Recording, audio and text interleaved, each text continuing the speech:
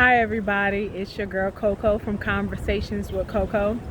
I promised you that I will be dropping some new videos this week, even though it is Christmas week, because I decided to take a vacation, which gives me a little bit of time to do more of the things that I would like to do, and that includes giving you content that I hope that will help you. So I'm gonna get right into it because I don't want to take a lot of time on these videos, but I do have some points and something that I learned while I'm on vacation. I'm actually in Cabo San Lucas, Mexico this week, so it's going to be Christmas in Cabo. And here's what I learned on today that I thought was very poignant and profound that I wanted to share with you, and it's about boundaries, okay? I have been working a lot for quite some time on boundaries. And here's the thing about anything that we're trying to grow and heal around is that you have to have practice in order to be able to know if what you've been working on, what you've been growing from, is really making any progress, or if you're just learning things that will ultimately help you, but you don't know if you've made any forward moving progress, whether it's a great leap or whether it's baby steps. If you don't get situations or create situations for yourself that allow you to test where that growth is. You've got to be able to test where that growth is, and that is important when it comes to boundaries, because so many of us struggle with that, especially us women. And then we're going to get into why that's important when it comes to being a mom or a parent and dealing with a child who has a spectrum disorder, because that's what I'm talking about on my channel. So let's focus on the boundaries, okay? So when I landed and got here, I needed to get a ride to the resort that I'm staying at. It is actually very beautiful here, guys. I'm just going to show you that really quick. The ocean is in the background. It's beautiful. But anyway, when I got here and I needed to get a ride to the airport, they connected me with someone who was going to set up the ride for me. But the resort that he worked for, which is not the one that I'm staying at, they are offering something new called RIC, that is like timeshare-ish, but really not a timeshare. It's some new spin on what timeshare is doing, right? And if I agree to sit through the presentation, what do they always do? They promise you that you'll get something for free, right? And I didn't want to do a ton of activities because I really wanted to come here to really vacation and really just relax and enjoy my time, because that's what I want to do on vacation. I don't want to do a ton of stuff. If I want to do a ton of stuff, I'm going to try to find something to do to stay home. Again, let me stay on focus and stay on task, okay? So again, with the boundaries. And what I said to myself was, it is so easy to get caught up when you decide to attend these things, or when someone presents you with an idea, to get caught up in the emotion of the moment and make permanent decisions based on temporary emotions. Did you catch that?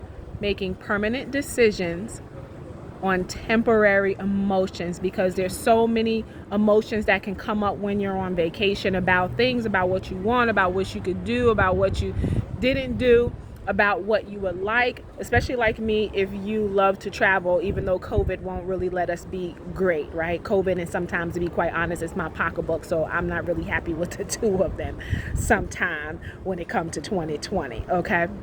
All right, again, back to boundaries. So, they gave me a tour of the property, and what I decided when I decided to accept the offer, because they were also going to give me free transportation if I accepted, amongst a bunch of other things. So there were lots of reasons that I decided to accept it. But what I said to myself was, Coco, we not finna, you heard me? We not finna get duped into purchasing anything, right? We are not making permanent decisions based on temporary emotions, because I love to travel, okay?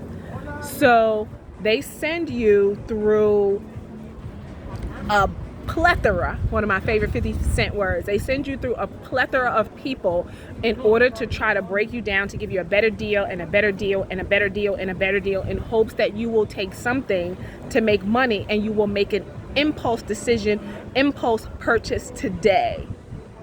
I just said when I started this video, I'm working on boundaries.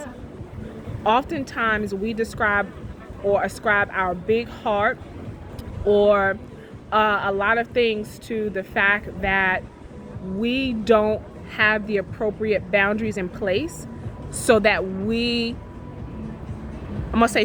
so that we force people to either respect the space that we're in and the decisions that we make, or they make like Jesus with dusted sandals on and kick rocks with Jesus sandals on. We break our boundaries because a lot of times people are really, really good at being persuasive if they're really good at their job. They sent at me no less than 5 people to try to get me to purchase this RCI thing, which is going to give me fantastic vacations, not just here in Mexico, but in so many places across the globe, right? And how I can sell it and how I can make money off of it and how it can pay itself back if I, rent out some of my weekly space if I can't use it because of COVID, but I still have to make these monthly payments. And I ultimately still have to be able to afford the actual cost of getting to my destination, even though I will be paying a fee per month. And on top of that, I still have to pay a nominal fee for the rooms that I choose and based on the people. There's so much. Explained it very well. It all sounds well and good, but guess what your girl ain't had time to do, which they prey on, that you don't have time to really look into the details of it all, to be able to figure it out, to make an informed choice so that you know exactly what you're doing, what you're getting into, and that you can afford it. And then when we're looking at times in COVID, that you can really use what you're paying for. It doesn't do me any good to make these monthly payments if I can't use it because COVID got the world on lockdown. I still have to pay. They don't care. I'm not coming to the property, right?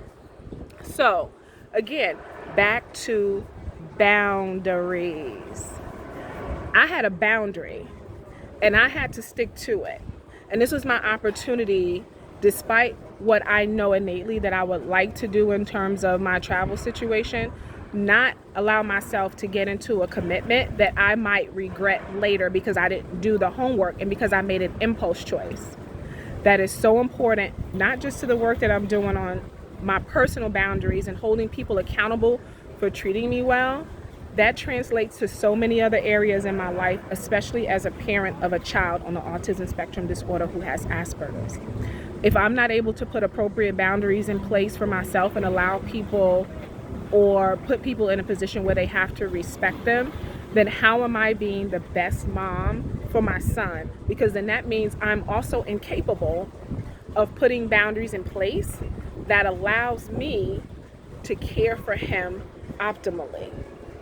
Because I have a problem with boundaries. I can't make excuses for that. And guess what?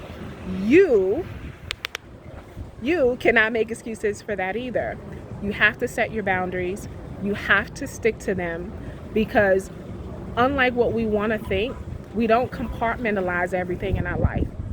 Who I am when I'm making decisions about my finances, I am the same person when I'm making decisions about my family and my son, to be able to provide the best for him so that he gets what he needs. If I'm not setting boundaries for people over there, there go my finger. Then I'm not setting boundaries for people over there, there go my finger over there too. Then I'm not setting boundaries for people right here when I need to set them in order to do the things that I need to do. And ultimately, I only have myself to blame for that.